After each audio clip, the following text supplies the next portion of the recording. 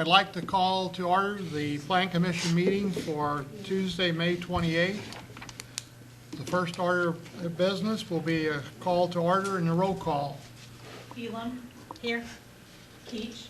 Here. Neff. Here. Farrell. Ryan. Here. Ritterbusch. Here. Smock. Here. Westlake. Here. Zobrist. Here. Thank you. Chairman, we have a quorum. We have a quorum, thank you. We'd like to welcome all of the members of the public who are here this evening to attend our meeting. We hope that you will be able to participate in the area that you have an interest, and we look forward to your comments on the subject matter that you would like to discuss.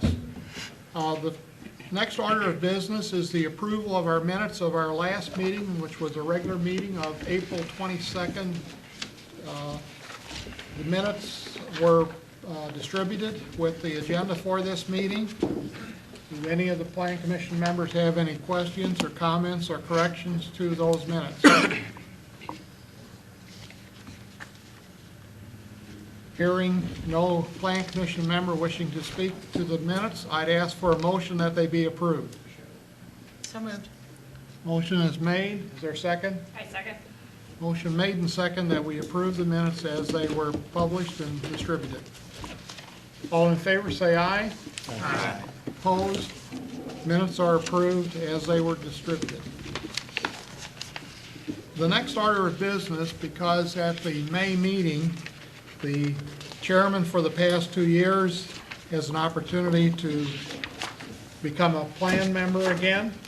The vice chairman of the Plan Commission moves to the chairmanship. So what we need to do is we need to elect the current vice chairman as the chairman of the Plan Commission, and then we also need to nominate a new vice chairman and elect that person tonight. So is there a motion to nominate the current vice chairman, Todd Ryan, as the chairman of the Plan Commission? So moved. Motion made. Is there a second? Second. Motion made and second. I would open the discussion to the nomination of a new vice chairman for the Plan Commission. Does anyone wish to make a motion to nominate someone for the vice chairman position?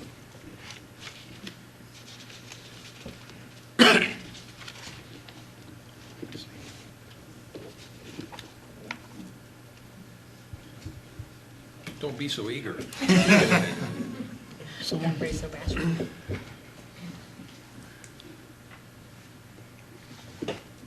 anyone wishing to make a motion to nominate a new vice chairman?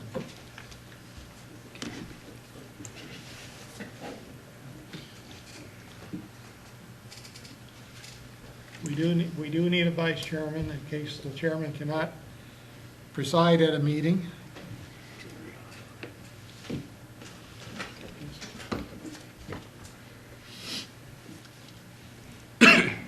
Who's going to take the first bold step here?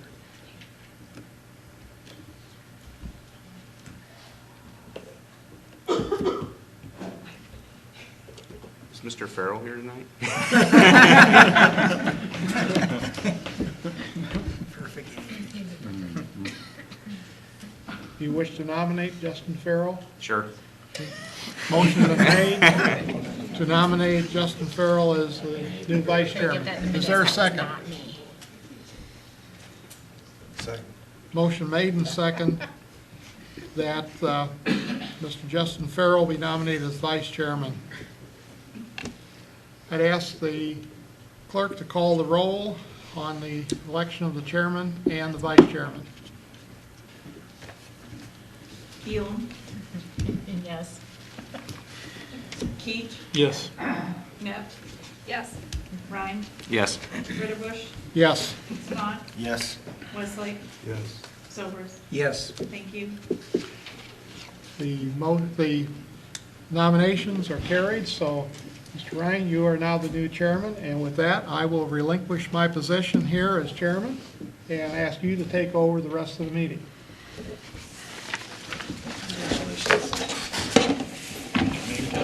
Your name tag?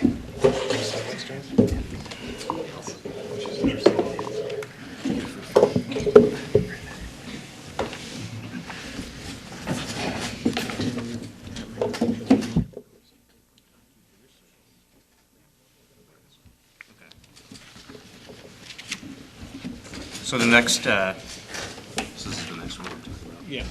Next thing we're going to talk about tonight is petition number 1307 SP. FEV LLC is seeking a special use permit to allow for a retirement center at 935 East Jefferson Street, currently zoned R2. Does anybody have any? Introduce how the Yeah, public go hearing ahead. works.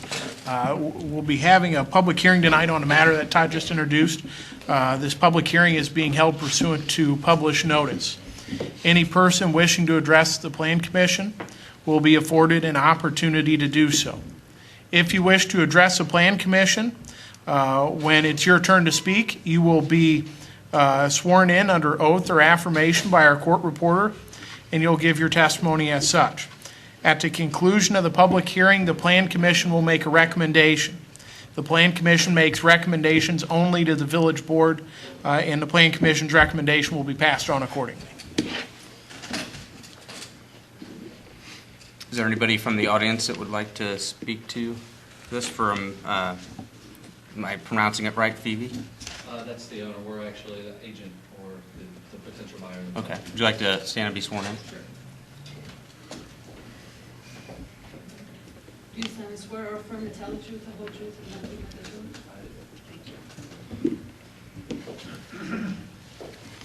Thank you. Good evening, everyone. My name is Pete Schwigerot, and I'm with Miller Valentine Group in Cincinnati, Ohio. I will, if you don't mind, just to give you a little background about Miller Valentine. There's some marketing materials if you wouldn't mind passing that around, and if you would like to take a look. Miller Valentine is a company that's been in existence now for 60 years. We're a full-service developer. We do basically anything and everything under the rainbow in development, from high-end professional medical office space, retail spaces, industrial buildings, as well as residential for-sale product, senior housing, and really anything and everything under the rainbow. I work for our housing division.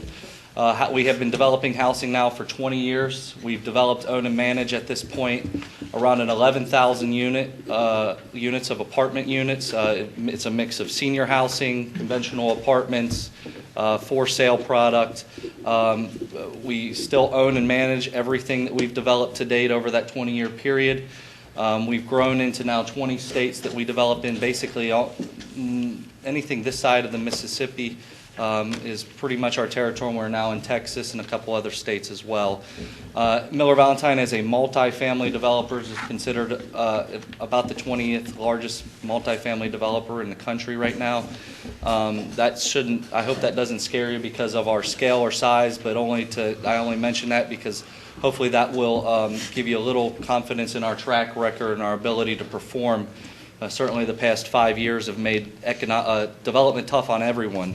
And we are a company that were able to get through that storm and still develop product throughout that period. We typically do about anywhere from 10 to 12 projects a year, very similar to what we're proposing here. And what we're proposing here is roughly, it's going to be somewhere between 45 and 55 units of senior independent living. So there's no assisted care, there's no nursing care, it's fully independent living, meaning these are seniors who can live on their own and sustain themselves without nursing and assisted care. And our goal is to keep seniors independent and on their own as long as we can. And then from there, our residents are typically transitioning into assisted care facilities and into nursing homes. Our product, again, is going to be somewhere between 45 and 55 units. We're having our architects program the building as we speak to determine what we can get out of the building. But those 45 to 55 units will be a mix of 1 and 2 bedroom units. And these are fully upper functional units. They have their own kitchens, their own bathrooms, their own laundry facilities. They are true housing units. They're not nursing beds with rooms. So basically what we're going to be doing is we're going to be taking 1, 2, 3, or 4 of the nursing beds rooms and blow them out and expand them. Our 1-bedroom units are going to be roughly about 700 to 750 square feet. Our 2-bedroom units are going to be anywhere from 900 to 950 square feet.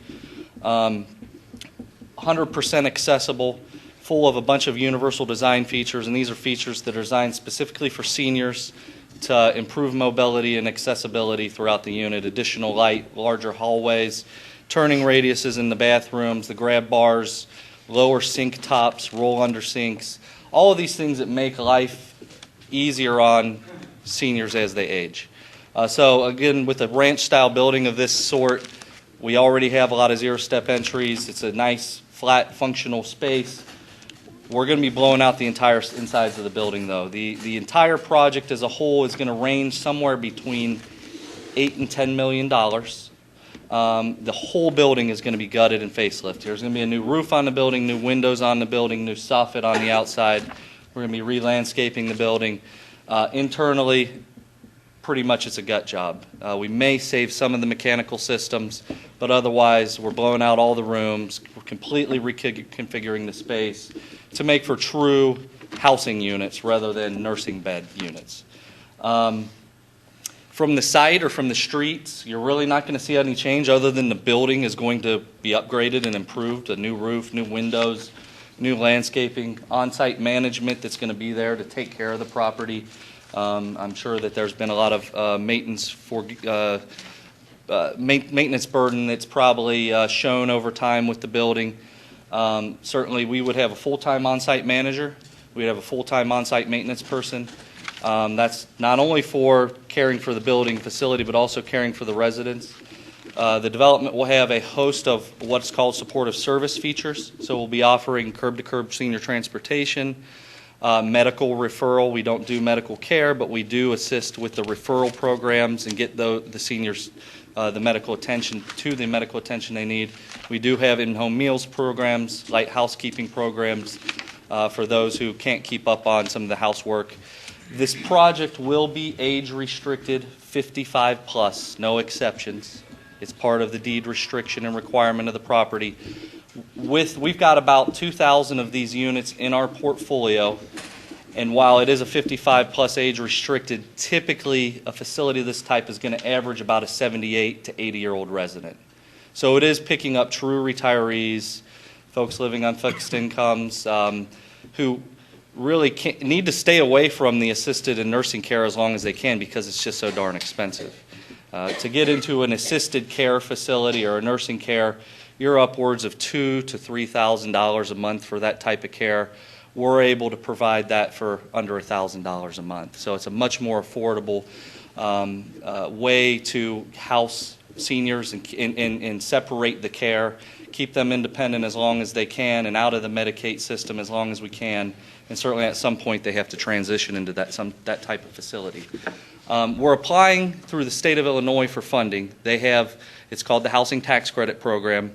It's not a HUD program. It's not a Section 8 program. It's nothing like that. There's no subsidy, no rent subsidy as part of this, but it is a state-funded program that's out there with the sole mission of putting in quality housing for seniors and trying to strive for it at maintaining a reasonably affordable rent rate.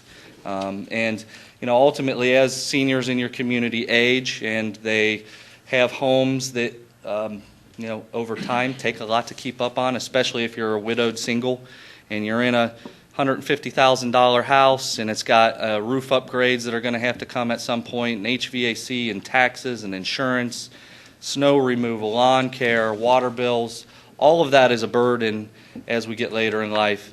And this is kind of a one-stop shop. We get about 40% of our residents out of owner occupancy, meaning they're simply making a decision to sell out of their home and simplify their lifestyle. So that also offers up good economic development for the community as we can bring senior residents into this facility from your community.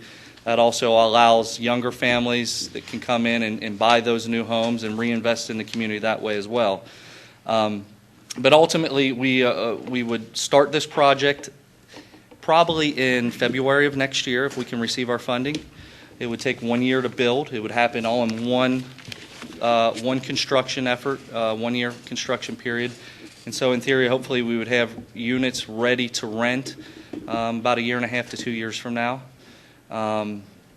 We are building senior product in Illinois now down in Rantoul. It's in Champaign County if you're familiar with it. We have our senior cottages down there. That's a new construction opportunity there, or development there. This is a little different. Miller Valentine, however, is very familiar with and have done multiple adaptive reuse projects of this nature. We're adaptive reusing a hotel in Muncie, Indiana, and converting into senior housing. It was an old historic hotel. Much more complicated 7-story building with historic tax credits in there.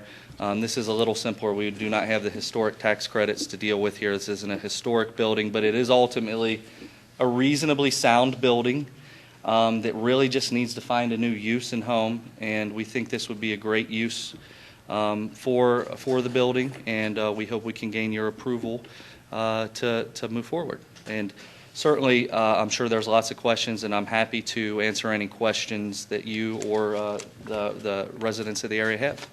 Thank you very much. I guess if you could stay up there for a minute. I guess a question I have right off. What's the relationship between Miller Valentine? They are the owner. We would be purchasing the building from them. Okay. We're applying for financing. We're in the process of creating the purchase agreement right now. We've agreed to terms, and the purchase agreement is underway. Okay.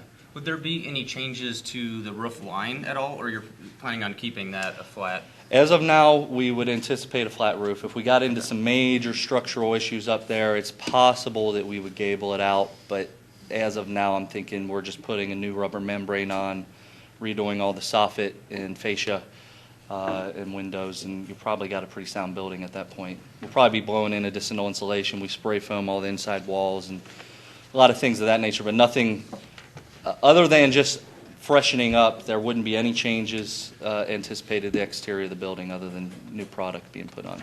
The existing footprint with parking would be the same? Yes. In fact, we've got more than enough parking. If we do 45 to 50 units, we typically average 1.1 residents per unit, even though we do a bunch of 2-bedrooms. I would imagine as much as 50 to 75% of this will be 2-bedrooms. But we still average 1.1 residents per unit. So 1 in every 10 has a second, and then there's a couple. The 2-bedrooms is really, as people downsize out of homes, there's a lot of stuff to move around, and it's hard to get rid of that. So it's a smart move to just put the space in the units, and that way you've got some options in different sizes of the units. But so there's got to be 70 to 80 spaces. I probably only need 40 to 50 myself. There is a piece of this building that's actually would make for a really nice senior center, and for what it's worth, your community doesn't have one now. Communities of your size are typically of the size where we start to see communities making an investment in a senior center, especially with the growing demographic trends that show that population is going to only increase over the next 20 years. So there has been some very informal discussions to say, hey, we might have some extra space. If the city were interested in doing a senior center, we might be able to cohabitate this building as well. So, but that's really just in the conceptual phase right now.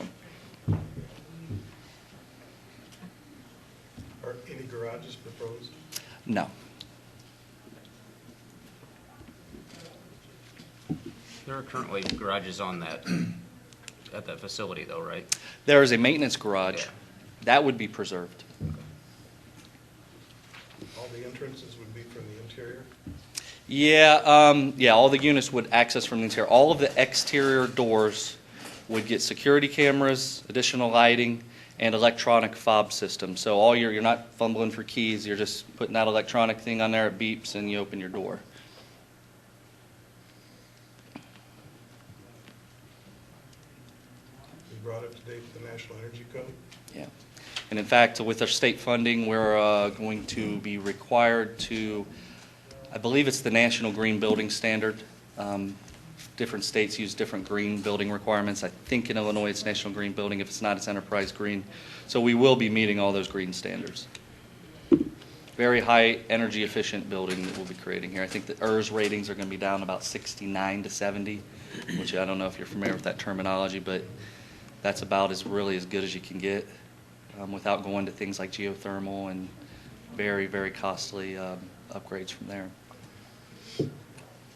I think you mentioned landscaping upgrades. What, do you have any specifics on Well, everything's overgrown around the building. I would imagine we're probably having to cut back and remove a lot, and then we're going to go ahead and we'll have our own conventional landscape package that would go around the building. We didn't necessarily anticipate much more than just redoing around the building as needed. There is a kind of fenced-in area here that we will probably preserve because it will make for a nice outdoor community space for us. The fence will need some maintenance. I would think that whole entire fence and all of that stuff will be replaced. We may end up putting in a gazebo or some sort of picnic shelter elsewhere if we think we need it. We've talked about some walking trails or loops, but I don't know that those would have to be there or not. There's so much walkable street around the neighborhood. It might be overkill, but if those are ideas or things that you'd like to see, we can certainly put them in our plan as well. Do you have a pet policy? Yeah, we do allow pets up to 40 pounds.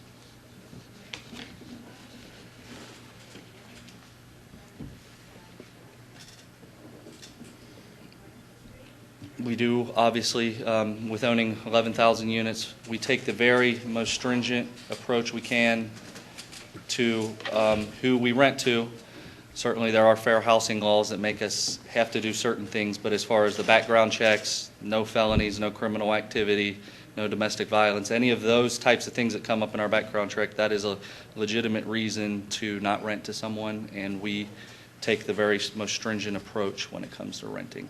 Now, granted, we are talking about 78-year-old residents, so I don't know that you're going to have any issues anyways, but it is always good to know that you're taking the toughest line you can when it comes to that. You said background checks, like criminal background Yeah. checks? Okay. So it's in close proximity to a school, that's why. Yes, sir. Is there a fence around the property? There is not now, no. The only fenced-in area is that area I had mentioned that kind of creates a little kind of common space, exterior common space. Are you proposing for your landscaping to do any sort of buffering? We could do some screening. The challenge is there's just simply so much, property edge.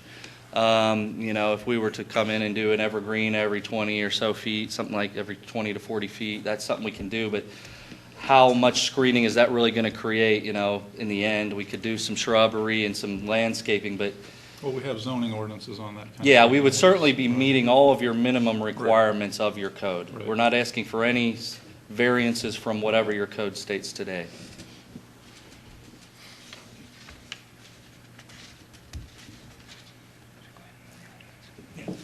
Is there anybody from the audience that would like to speak to this case? Yeah, go ahead and stand and be sworn in. And then you can come up to the microphone once. Raise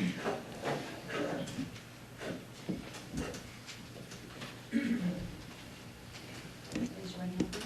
Do you solemnly swear or affirm to tell the truth, the whole truth, and nothing but the truth? I do. Thank you. State your name and Okay. My name is Dr. Joyce Morey. My address is 112 South Mississippi. And my questions, I just wanted to make sure you're not planning to go up multiple stories, that will stay a one-story building. And you take care of we've been told that there's asbestos and stuff in there, so I assume that you deal with all that so that it doesn't get out. Okay, thank you. Yep, go ahead.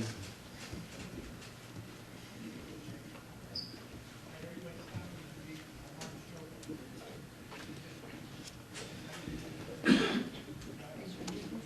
Do you solemnly swear or affirm to tell the truth, the whole truth, and nothing but the truth?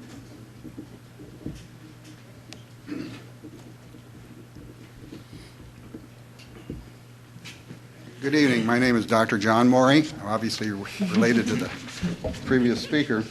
I think that it's certainly an appealing option, I think, for the community. But I think as members of the Planning Commission and the Council, you do have to be aware that if you approve this, you are, in my opinion, treading on some of your own ordinances.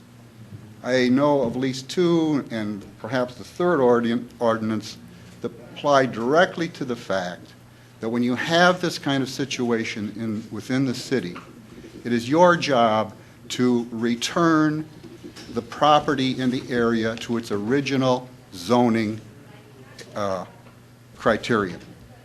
By doing this and stretching this out again, perhaps for additional decades, it in a sense violates that particular issue. And in another ordinance, and if I'm correct, I'm not a lawyer, 78.31, 3 through 5-79, talks about special use permits. Permitted users should only be those that apply again to the original zoning conditions. So compared to some of the other options that have been presented in the past few years, this is certainly not as much as an impact. But I do want you to be aware of the fact that, that the neighbors have been suffering under the impact of a nursing facility. In fact, in a previous application by Mr. Vaccaro, the previous administrator, John Kelly, the administrator of Westmore, provided an entire letter of everything from delivery trucks and odors and this and that and the other. So our neighborhood has had a negative impact by that facility. The fact that we're now talking about a new thing, much of that is gone. The traffic, we would have semi-truck after semi-truck going in front of our home every day, and a whole variety of other kinds of things. So there are bruises, so to speak, in the neighborhood. And when we combine that with the fact that you have a challenge before you in terms of the ordinance, I'm not going to speak any more vehemently against it. It certainly is a better option than what we had before, but it does place the village in an interesting position as to how they will proceed with this matter. Thank you very much.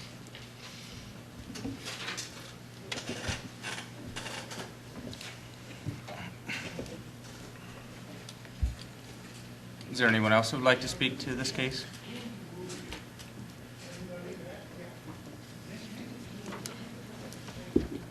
With the public hearing portion closed, a couple issues that I wanted to address specifically for the board's consideration. The first being we're dealing with a request in connection with a pending sale, not a closed sale, not a new owner, but a potential owner, and as has been experienced in the past, things can happen where things fall through. I would recommend that if the board was so inclined to grant a special use permit tonight, or recommend the granting of a special use permit, it would be made contingent upon the contemplated sale closing and completing. So you know when you are approving a special use, it's for this project, not a different, similar project with different involved entities. As the last speaker addressed an issue of legal concern, that would be within my purview to respond. And with all due respect to the prior speaker, I don't believe there is anything in your code that would prohibit you from granting a special use permit under these circumstances to the applicant if the board made and determined the findings that are required to be made are present in this case, and if it was a planning commission's recommendation to do so. So, due respect to the speaker, I don't believe there's any legal precedent or provisions of your code which would preclude action tonight if you so chose.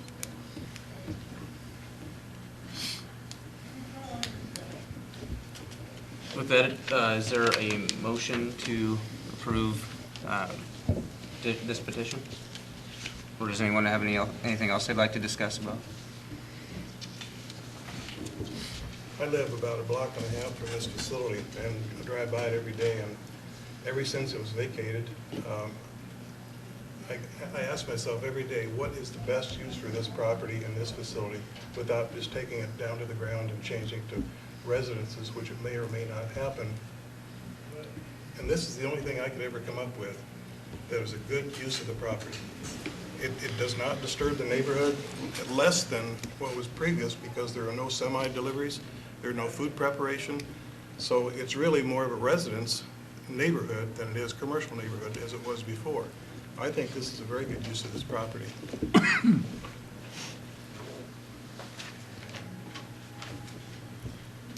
I used to have the property that backed up against it in the back there on Madison Street, and I always worried when I lived there what was going to happen to this property as well. And you know, one time I was told to turn into 15 houses because it's about 5 acres, I think. And I would tend to agree that it would be nice to see something going in there and being productive again, and it would be something that is quieter to the neighborhood, I would think. I'll make a motion to approve contingent on the sale that's pending before us. I'll second. Yeah, Roger. Do we need to mention the one-story? I mean, is that, If you so desire. the lady asked? If you so desire to make that an additional contingency on the order of special use at the property remain a one-story building. Is that allowed by the zoning ordinance anyway? Well, they could actually have a 35-foot tall building there. 35 feet tall is the by our maximum? ordinance, right. Okay. I'd be open to amending the recommendation to understand that it would not exceed the existing one-story building.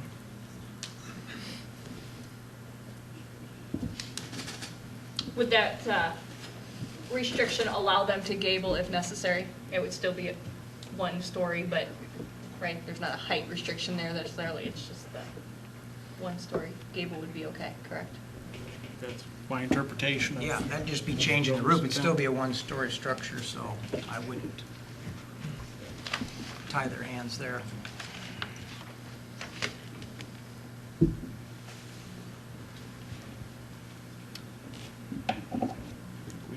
So I think we have a motion and a second. Okay. So I guess for petition number 13-07 SP, the motion is to approve the special use permit with a statement that the building height not exceed one story. And contingent on sale. And contingent on sale to Miller Valentine Group. Okay. Elam, Yes. Keach, Yes. Ritterbusch, Yes. Smock, Yes. Rhine, Yes. Net, Yes. Westlake, Yes. Zovers. Yes. Thank you. Thanks for consideration. So that's been approved. It will be going to the village board. We don't have make any binding decisions in this group. We're just an advisory group. So we'll be passing that recommendation along to the village board, and then they will hear it at their next board meeting and make a decision on it at that time, whether or not to approve the special use permit. And for residents, I'm going to put some cards back here. If anybody does want to get in touch, ask more questions, feel free to get in touch. Thank you very much. So our next topic is annexation agreement, and I've had a request from council that we deter this topic until next meeting. Do we need to vote on that? I tell you what, why don't you pause the meeting for a moment while everybody leaves, just so they recordings get it done.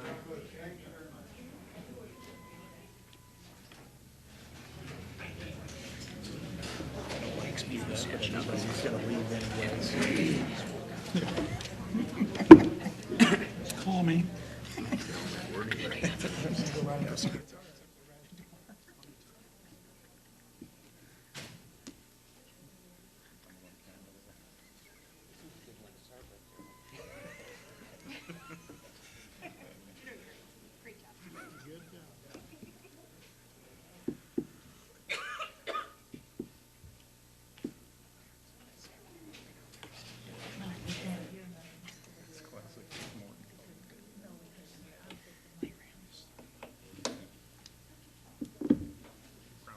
Return to order. Okay.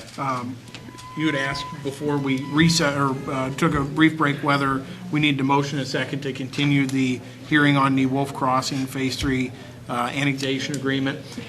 We probably wouldn't have to have one, but it'd be my preference to have a motion second to continue that matter, and it could be done on a voice vote. Doesn't need to be a roll call, but. Do I hear a motion to defer the annexation agreement for Wolf Crossing? So moved. Is there a second? I second. So Gerald and Kara. Thank you. Sorry, Steve.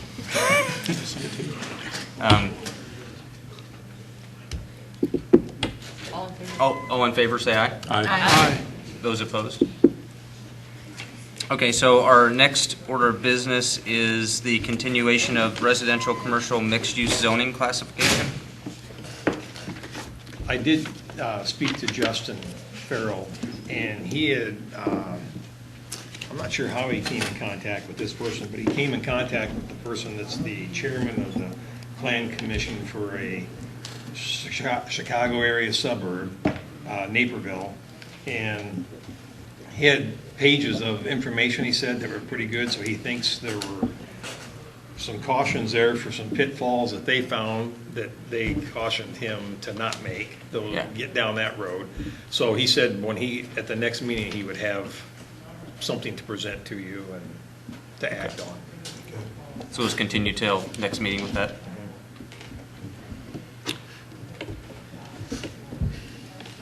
Other business, final plat for Wolf Crossing Phase 3. Any approval on this would be, and you can certainly approve it, your approval would be contingent upon the annexation of the property to the village, kind of a chicken and egg type of circumstance with the annexation and the plat approval. Since we continue the annexation agreement, we want to make sure any plat approval is contingent on the annexation getting done. So, by acting on this tonight, it would help the developer with some of his EPA permitting process, so it would kind of speed things up for him.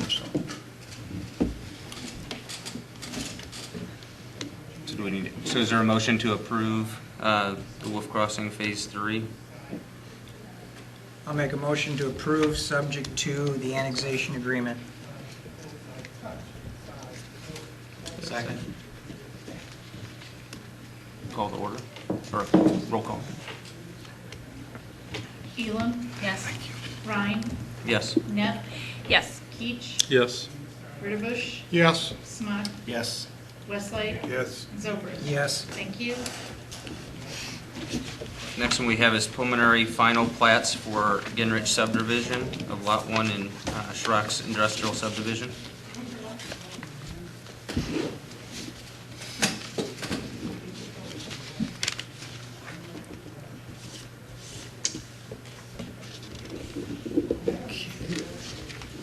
I wanted to get a picture of that up here for you to look at.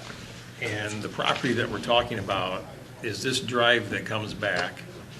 And right across here, this is basically the property line, then it fronts the railroad. Right now, there are two businesses there. Gingrich Crane is in this front building. And then we have an auto repair, Chris Winiger's shop in that back building. And in order for them to have Chris to buy his building, they need to do this subdivision. And I talked to Attorney Davies before we even went down this road, because typically we don't do a lot that looks like that. Yeah. But nothing, it is what it is. It's that way right now. The buildings aren't moving.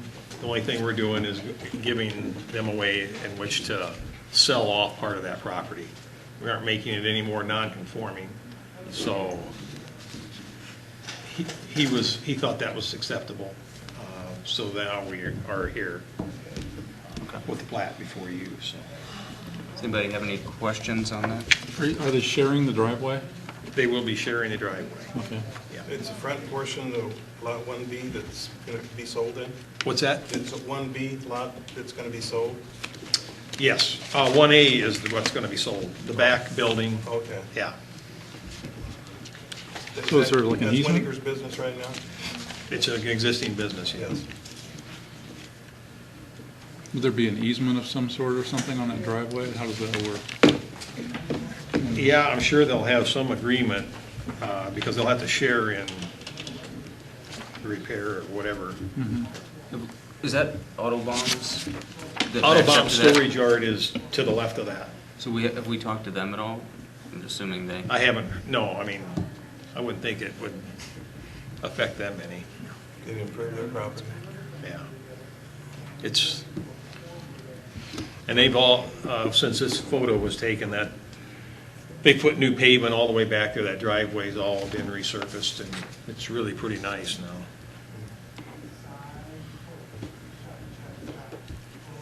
If there's no other questions, is there a motion? I move to approve the preliminary and final plats for, again, subdivision of Lot 1, et cetera. I'll second. Neff, Yes. Ryan, Yes. Ritterbusch, Yes. Smock, Yes. Westlake, Yes. Elam, Yes. Keach, Yes. and Zobrist. Yes. Thank you. Is there anything from staff tonight? Roger?